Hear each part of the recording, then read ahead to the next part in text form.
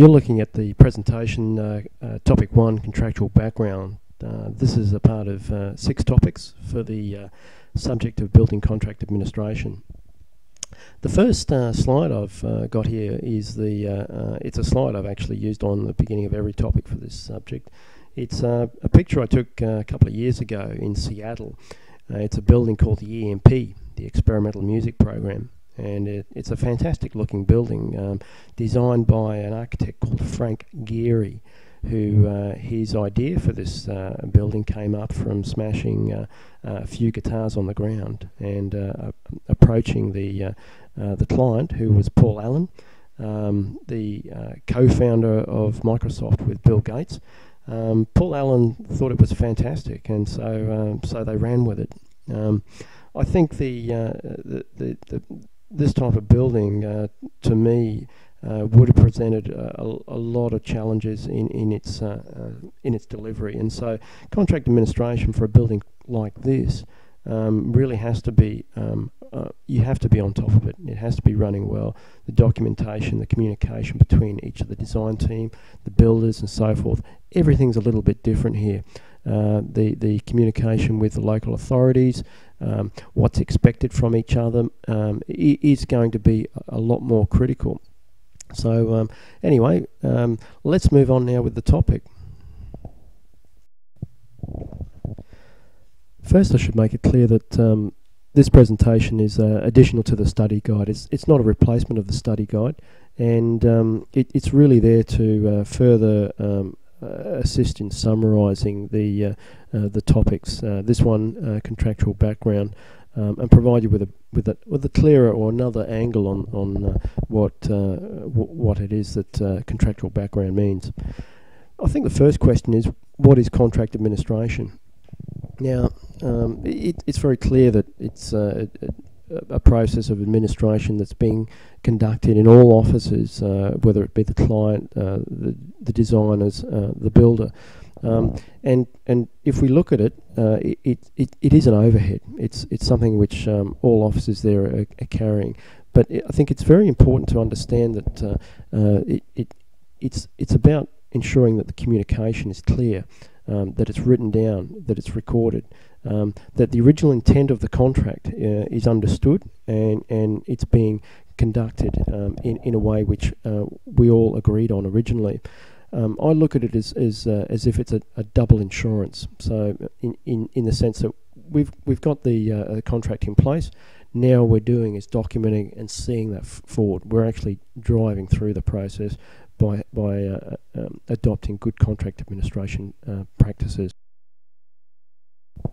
Contract administration is really core to the project's overall success, as I said in that first slide, the picture of the photo of the EMP building, and so that means then also the profitability and the adding value component to the project. So, but contract administration, for building projects, it's similar to administering in other industries. The only real difference is that it really does lend itself to being a little bit more specific, in that it requires a certain level of management skill. There's definitely financial skill in both reporting in-house, reporting to the client, and reporting back and forth to the subcontractors and suppliers.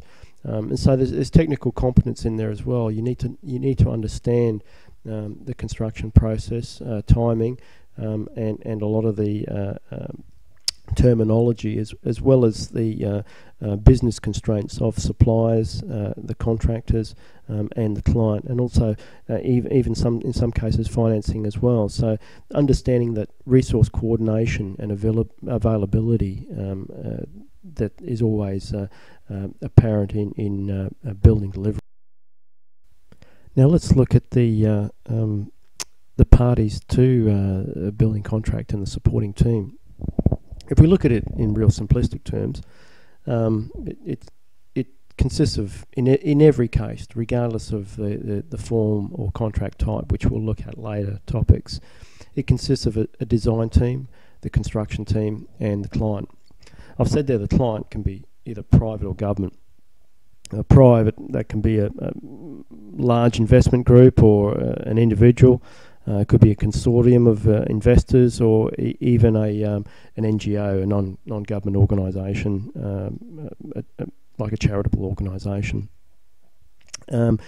It can also be, the client can also be the government, which is actually construction's biggest client, and that goes from federal, Commonwealth government, large governments to state governments, local governments, and so forth. So the other two groups there, the design team, that will include your engineers, your architects, other forms of engineering, quantity surveying, sometimes planning, and then the construction team themselves, which is the building group.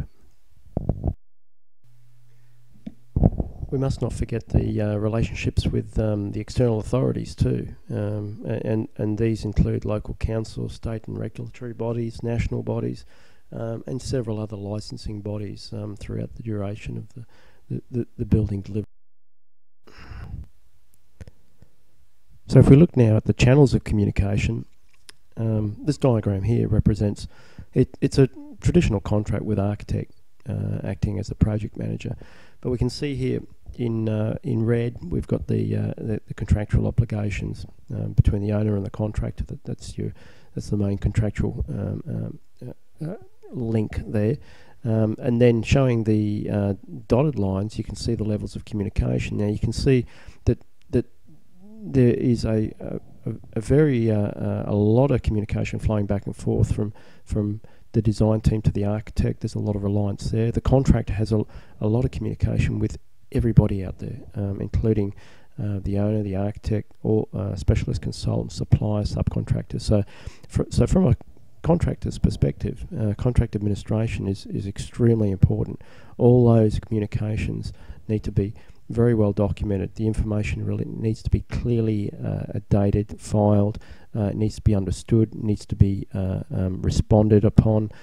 It needs to have time commitments completed or tasks completed by to satisfy all those communication links and the original contractual intent.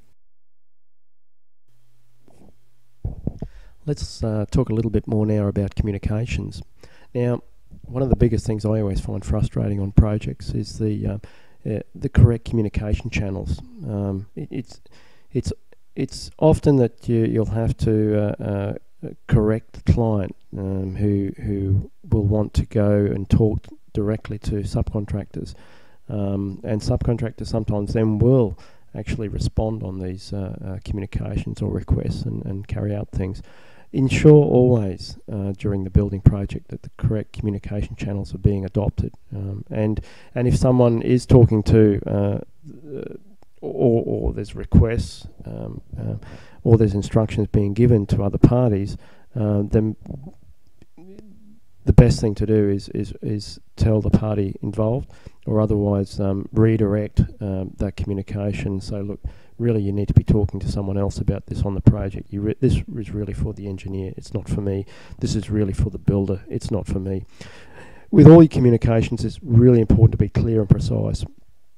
Everything that's discussed is confirmed in writing.